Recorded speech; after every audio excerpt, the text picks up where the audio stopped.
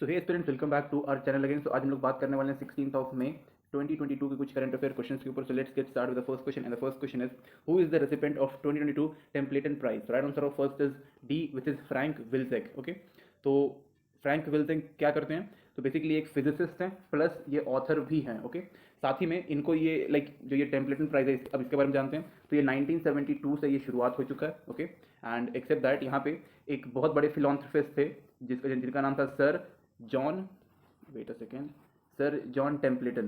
तो उन्हीं के सरनेम के ऊपर इस प्राइज़ का रखा गया और इन्होंने ये शुरू किया है। तो किस चीज़ के ऊपर? तो बेसिकली यहाँ पे जिस जिस भी इंसान ने अपनी पूरी लाइफ साइंस और स्पिरिचुअलिटी को डिवोट कर दिया है, उस चीज़ के ऊपर इन सबको मिला। तो साथ ही में ये जो टेम्पलेटन प्राइज़ है वो दलाई लामा और मदर टेरेसा को भी मिला है। ओके, एंड मदर टेरेसा भी वही स्पिरिचुअलिटी से रिलेटेड है और दलाई लामा तो like Buddhist head, Tibetan Buddhist head है वो। तो ओके, धर्मगुरु हैं वो, तो उनको भी मिला है ये। ठीक, okay. So next question is, what is India's retail inflation in April 2022 as it touched its highest point in 8 years? The right answer of second is C, which is 7.79%. तो बेसिकली यहाँ पे सीधा मतलब ये है कि CPI कंज्यूमर प्राइस इंडेक्स जो है वो बढ़ गया है कितना? 7.79%। एक CPI होता है और एक WPI होता है। ओके, तो जो CPI है वो हम लोगों के लिए होता है, वो जो कस्टमर्स लोग होते हैं उनके लिए होता है, लेकिन जो WPI है वो सिंपल लैंग्वेज में बताऊं तो ये जो दुकानदार होते हैं उनके लिए होता है, होलसेल प्राइस इंडेक्स। ओके, तो होलसेल में सामान तो भाई हम लोग तो लेते नहीं है, हम लोग तो 1 किलो 2 किलो कुछ सामान लेते हैं या फिर एक पर्टिकुलर चीज़ लेते हैं, बट जो दुकानदार होते हैं वो पूरा होलसेल में लेते हैं। तो अगर होलसेल का प्राइस बढ़ जाएगा तो CPI भी बढ़ जाएगा, पर्टिकुलर एक कस्टमर के लिए भी बढ़ जाएगा। ओके, तो ये है बहुत ही सिंपल तरीके से मैंने बताया आपको। So next question is, Agricultural Ministry signed a MOU with which organization for technical support toward PMFBY and KCC? So right answer of 3 is B, which is UNDP. It's United Nation Development Program. Okay, सबको पता ही होगा इसका full form क्या होता है। तो यहाँ पे आप लोगों को मैंने बताया कि जो एग्रीकल्चर मिनिस्ट्री कौन है, नरेंद्र सिंह तोमर, सबके बारे में सब इनको पता ही होगा। और किसके थ्रू ये हुआ? तो ministry of agriculture and farm welfare. Okay, farmer welfare, government of India की तरफ से प्लस UNDP से हमने MOU साइन किया है। किस चीज़ के ऊपर?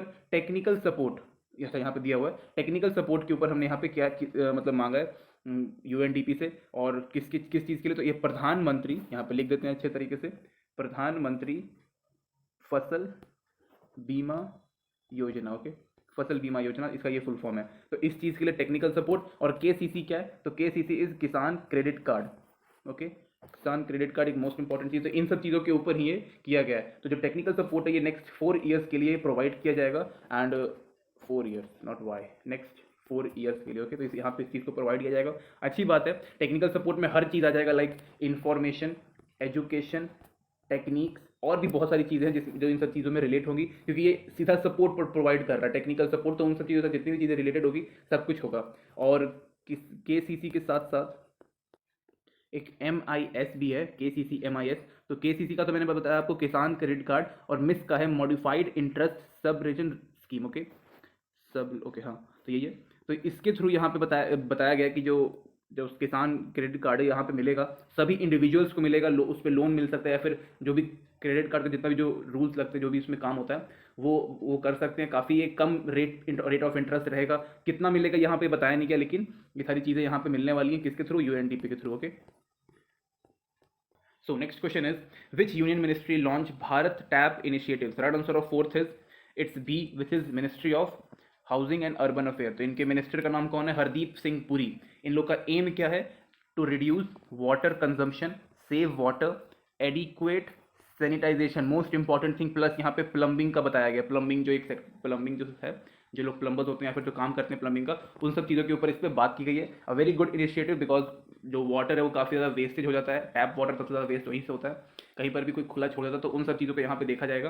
And most important thing, water consumption जो है उसको कम करना है, like reduce the water consumption and save water. तो भाई हर जगह लिखा रहता है सेव वाटर, लेकिन कोई करता नहीं, लेकिन इस स्कीम के थ्रू काफ़ी ज़्यादा सही होगा।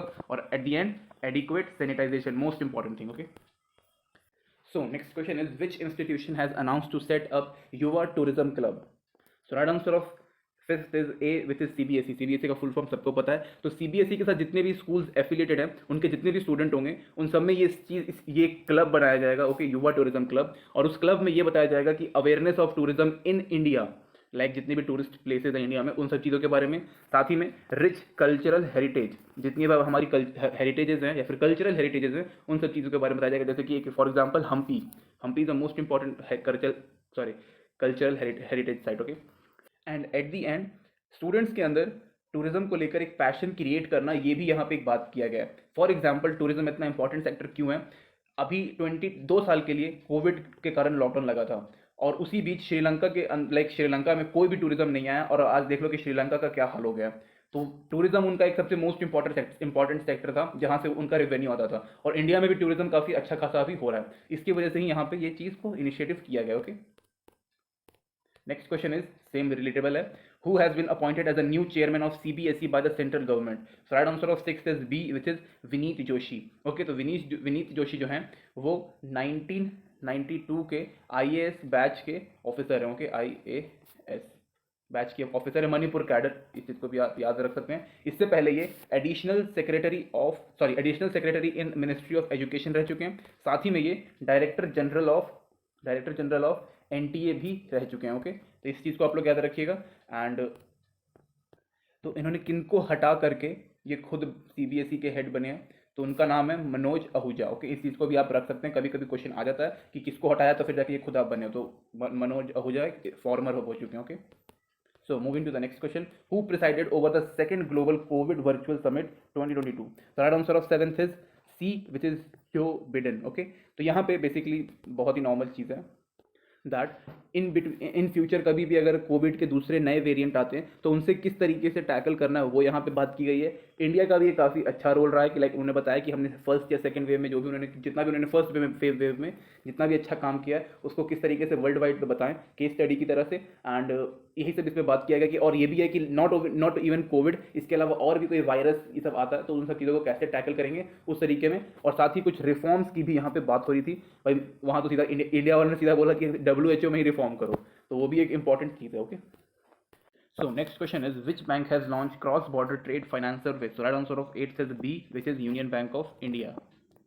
तो यहाँ पे यूनियन बैंक ऑफ इंडिया ने एक एप्लीकेशन लॉन्च किया जिसका नाम है ट्रेड NXT। ओके, इस एप्लीकेशन में कॉरपोरेट प्लस MSMEs जितने भी हैं वो सारे के सारे क्रॉस बॉर्डर ट्रेड कर सकते हैं, और उनको फाइनेंस करने का काम कौन करेगा? Union bank of India. Okay, इसमें इन लोगों को जो भी मतलब यहाँ पे फाइनेंस जो करेंगे उनको लेटर ऑफ क्रेडिट मिलने वाला है, बैंक गारंटी मिलने वाला है, उसके बाद इंपोर्ट एक्सपोर्ट बिल आता है वो मिलने वाला है, और डीलर फाइनेंसिंग मिलने वाला है। यहाँ पे बेसिक सी बात यही है कि आपको बैंक आने की ज़रूरत नहीं है, जो भी प्रोसेस है आपको ऑनलाइन कर दिया जाएगा। Okay, online.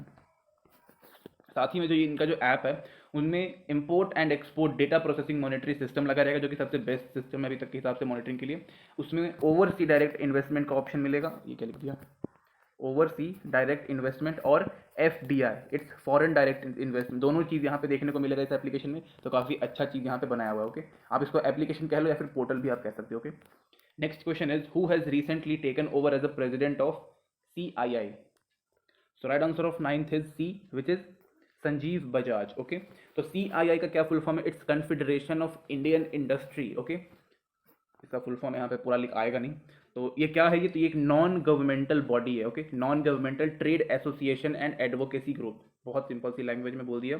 1898 समझ सकते हो कि भाई इसका ऑलमोस्ट 127 ईयर हो चुका है कंप्लीट। 1898 से ये काम कर रहा है, न्यू दिल्ली में इसका हेडक्वार्टर। ओके, और ये कहीं ना कहीं इकोनॉमी पॉलिसी जितने भी रिफॉर्म्स होते, जितने भी हमारे इकोनॉमी पॉलिसीज़ बनते हैं या फिर मनी रिलेटेड जितने भी पॉलिसीज़ बनते हैं उसको बनाने में ये काफ़ी हेल्प करता है। इवन कुछ पॉलिसीज ये खुद रिकमेंड करता है। यहाँ पे जब इंडिया में इकोनॉमी लिबरलाइजेशन हुआ था तब 1991 में, तो वहाँ पर भी इन्होंने काफ़ी अच्छा खासा इंपॉर्टेंट रोल प्ले किया था, इसलिए ये क्वेश्चन यहाँ पे इंपॉर्टेंट है और उनके प्रेसिडेंट भी यहाँ पे इंपॉर्टेंट है। सिंपल सी चीज़ है, they help us, even they help some corporate. Okay, sorry, they help government and corporate both, not us. So next question is where was the Thrissur Festival 2022 celebrated recently? So right answer of 10th is B, which is Kerala. तो केरला में एक केरला का ये biggest temple festival है। कौन से temple का? तो ये वादाकुनंत टेम्पल है। ओके, वादाकुनंत टेम्पल याद रखिएगा। 2 साल से कोविड-19 था, उसकी वजह से यहाँ पे इन लोगों ने सेलिब्रेट नहीं किया due to Covid guidelines, but अब जब हुआ है तो काफ़ी बढ़िया तरीके से यहाँ पे इन लोगों ने किया। इस टेम्पल में गॉडेस दुर्गा एंड काली माँ, इन दोनों का यहाँ पे लाइक पूजा होती है, और काफ़ी भव्य और काफ़ी धूमधाम से इस फेस्टिवल को केरला के लोग सेलिब्रेट करते हैं। Okay, next question is who has topped the Forbes list of highest paid athlete recently? So right answer of 11th is A, which is it's Lionel Messi. Okay, तो यहाँ पे इन्होंने फर्स्ट पोजीशन हासिल किया है and like highest paid में, and second number पे यहाँ पे दिया हुआ है लिब्रॉन जेम्स, और थर्ड नंबर पे क्रिस्टियानो रोनाल्डो के। तो किसने किसको कितना पैसा मिलता है, सिंपल बात करेंगे, कौन सा गेम खेलते हैं ये लोग। तो फर्स्ट को मतलब लियोनेल मेसी को $130 मिलियन, ली बॉन जेम्स को 121, और क्रिस्टियानो रोनाल्डो को $115 मिलियन। तो ली बॉन बास्केटबॉल खेलते हैं, बाकी लियोनेल मेसी और क्रिस्टियानो रोनाल्डो सॉकर यानी कि फुटबॉल खेलते हैं। ओके, फोर्थ नंबर पे नेमार भाई साहब आए हैं, वो भी काफ़ी बढ़िया फुटबॉल खेलते हैं, $95 मिलियन। ओके, फोर्ब्स यही सारी चीज़ें करता है, लिस्ट निकालता है हर चीज़ में, कौन सबसे ज़्यादा अमीर हो गया, कौन गरीब हो गया, ये वो टाइप से। Okay, next question is scientists have grown plant in soil collected from which among the following celestial bodies? Right answer of 12th is B, which is moon. तो यहाँ पे NASA plus university of Florida ने मिल करके यहाँ पे एक plant उगाया है, और वो मस्टर्ड प्लांट से रिलेटेड है। ओके, उसका मुझे नाम एग्जैक्टली नहीं पता, बट वो मस्टर्ड से रिलेटेड है। ओके, मस्टर्ड फैमिली से ही रिलेटेड है। तो ये जो ये सॉइल है ये कब लेके आए थे ये लोग, लाइक यहाँ पे दिया हुआ है सॉइल कलेक्टेड, तो Apollo 11, Apollo 12 mission and Apollo 17th mission. तो यहाँ पे जितने भी मिशन हुए थे, इनमें जो सॉइल कलेक्ट करके लोग लेके आए थे मून पर से, उसमें ये किया गया। ओके, और भी काफ़ी बढ़िया रिसर्च यहाँ पे चल रहा है। ओके, तो आप पता कर सकते हो, लिख सकते हो वहाँ पे सर्च में, आपको मिल जाएगा आपको। Next question is who has been appointed as a new prime minister of Sri Lanka? So the right answer of 13th is B, which is Ranil Wickremesinghe. Okay, तो यहाँ पे आप लोग को पता था कि भाई प्रोटेस्ट वगैरह चल रहा है, जो राजपक्षा फैमिली उनमें उनको पूरा हटाने की बात कर रहे थे, तो वहाँ के पीएम ने रिज़ाइन किया, बट लोगों को भाई पता था कि भाई जो वहाँ के प्रेसिडेंट है उनके पास ज़्यादा पावर है एज़ कम्पेयर टू पीएम, तो पीएम ने रिज़ाइन किया, कोई फर्क नहीं पड़ता। लेकिन जब तक गोटाबाया राजपक्षा रिज़ाइन नहीं करते तब तक वहाँ पे वायलेंस चलता रहेगा, बट अभी के लिए इनको बना दिया गया। तो ये कौन है, ये ऑलरेडी 4 टाइम पीएम रह चुके हैं श्रीलंका के, और 2 बार लीडर ऑफ अपोजिशन भी रह चुके हैं। इनकी पार्टी का नाम बहुत डिफरेंट है, यूनाइटेड नेशन पार्टी। देख रहे हो, लग रहा है कि यूएन से ही आए हैं। So next question is which country report it's first ever case of covid in May 12, 2022? So right answer of 14th is it's a, which is north Korea. तो नॉर्थ कोरिया ने भाई मतलब जो बोलते हैं ना कि बढ़िया से लॉकडाउन लगा रखा है सब कुछ, तो उस तरीके से वहाँ के लोग कोविड से नहीं, वहाँ के जो हेड हैं किम जोंग उन, उनसे लोग ज़्यादा डरते हैं। तो उन्होंने किम जोंग उन ने कहा, एक ही बार उन्होंने बोला कि घर में रहना, और वो फिर कोई बाहर ही नहीं निकला एक्सेप्ट जो काम करते हैं, और जो भी निकलता तो बहुत ही ज़्यादा प्रिकॉशन और काफ़ी स्ट्रॉन्ग रीजन था तब जाके निकलते थे, वरना वो भी नहीं। तो ये काफ़ी उन्होंने बढ़िया तरीके से स्ट्रिक्ट लॉकडाउन वहाँ पे लगा रखा था, एक ही बार सिर्फ कहा था उन्होंने। So next question is where was the UNCCD COP15 summit against deforestation held? So right answer of 15th is B, which is Abidjan। ये एक वेस्टर्न अफ्रीकन कंट्री का एक छोटा सा एक सिटी है, वहाँ पे ये हुआ था। ओके, तो united nation convention to combat desertification conference of party, इसका पूरा फुल फॉर्म मैंने आपको बता दिया यहाँ पर तक का, कॉन्फ्रेंस ऑफ पार्टी COP, और 15th सेशन था इनका। ओके, इस चीज़ को आप लोग याद रखिएगा कि 15th सेशन था ये वाला। इस सेशन में और बेसिकली इस पूरा और यूएन जो पूरा ऑर्गेनाइजेशन है, ये बेसिकली ड्रॉट से रिलेटेड काम करती है, जहाँ पर भी मतलब डेजर्ट है या फिर जहाँ पर सूखापन है वहाँ पे काम करती है। मोस्ट इंपॉर्टेंट थिंग, जहाँ पे जिस भी पर्टिकुलर प्लेस ने अपना बायोलॉजिकल एंड इकोनॉमिकल प्रोडक्टिविटी जो है वो अगर लॉस कर दिया, खत्म कर दिया इन सब चीज़ों को, बायोलॉजिकल और इकोनॉमिकल, उसके ऊपर वापस से रिवाइवल के लिए ये काम करती है। मोस्ट इनका और भी चीज़ यही है कि जो लैंड ड्रॉट हो गया, सूख गया, और जितना भी मतलब डेजर्टिफिकेशन हो चुका है या फिर जो लैंड काम करनी है उसको वापस से रिस्टोरेशन करने का काम इनका होता है। तो यहाँ पे 1 बिलियन हेक्टेयर ऑफ लैंड को रिस्टोर करने की बात की गई है 2030 में, और भी भाई बहुत सारी चीज़ें। ओके, जैसे कि vegetation, water, wind, climate change, इन सब चीज़ों के ऊपर काफ़ी सारा बात होता रहता है इन सब चीज़ों के ऊपर। ओके, और 2000 से ज़्यादा डेलीगेट्स आए थे इसको अटेंड करने के लिए। समझ सकते हो कि भाई कितना इंपॉर्टेंट है।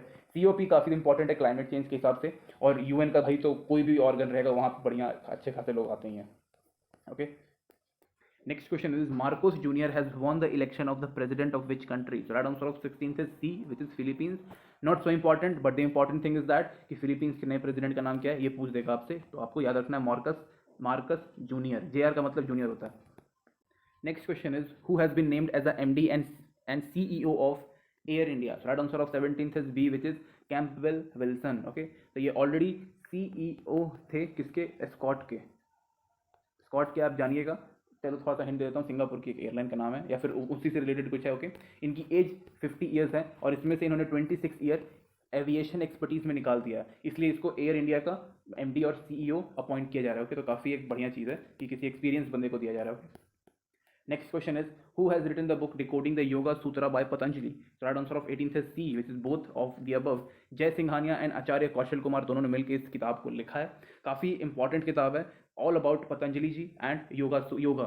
लाइक इसमें ये भी चीज़ बताया गया है कि योगा आपके लाइक फिजिकल, मेंटल और स्पिरिचुअल तीनों चीज़ों में हेल्प करता है, और तीनों को लाइक एक साथ कंबाइन करके डेवलपमेंट में काम करता है। Self motivation, self development, devotion, हर चीज़ में काम करता है। तो योगा सूत्र के बारे में बोला गया है। आई रिकमेंड कि आप जाके इस किताब को पढ़ो।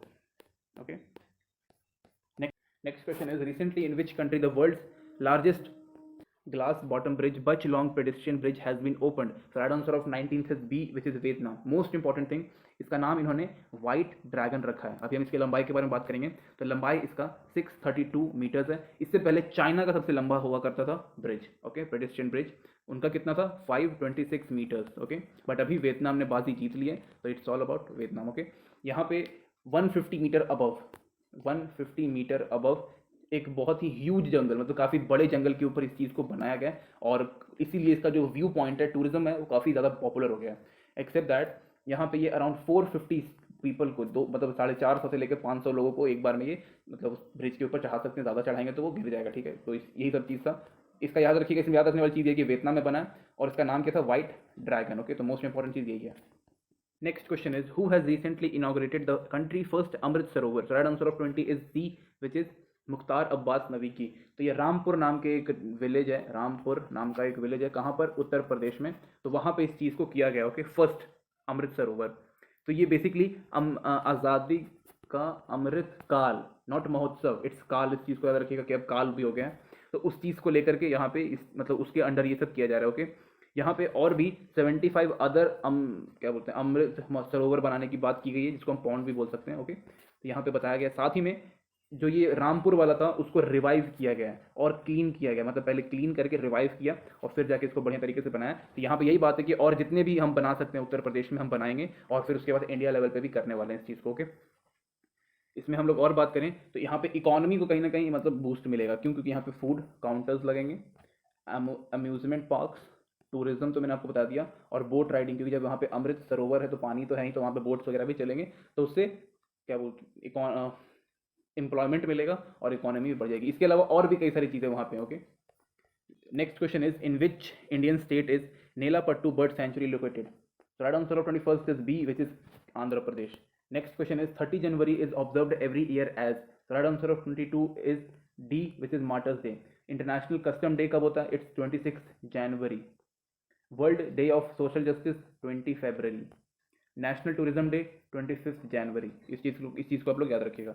Next question is, who is the current minister of civil aviation? So right answer of 23 is C, which is Shri Jyotiraditya Scindia, okay. Next question is, the international commissioner on large dam is headquarter in? So right answer of 24 is B, which is Seoul, South Korea, okay. Next question is, in which Indian state is a Chandoli National Park located? So right answer of 25th is A, which is in Maharashtra. Next question is, in which part of India is the Nahava Seva Port located? So right answer of 26th is C, which is Mumbai. Next question is, Hanoi is the capital of which country? So right answer of 27th is V, which is Vietnam. Vietnam के ऊपर अभी हमने बात किया.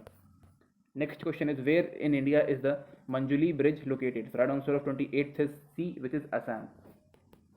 Next question is, Banda Patra is a traditional dance drama of which part of India? So right answer of 29 is D, which is Jammu and Kashmir. Next question is, what is the currency of Vietnam? So right answer of 30 is A, which is wrong. तो Vietnam के बारे में आज हमने बहुत कुछ जाना। So thank you guys, thank you for watching this video.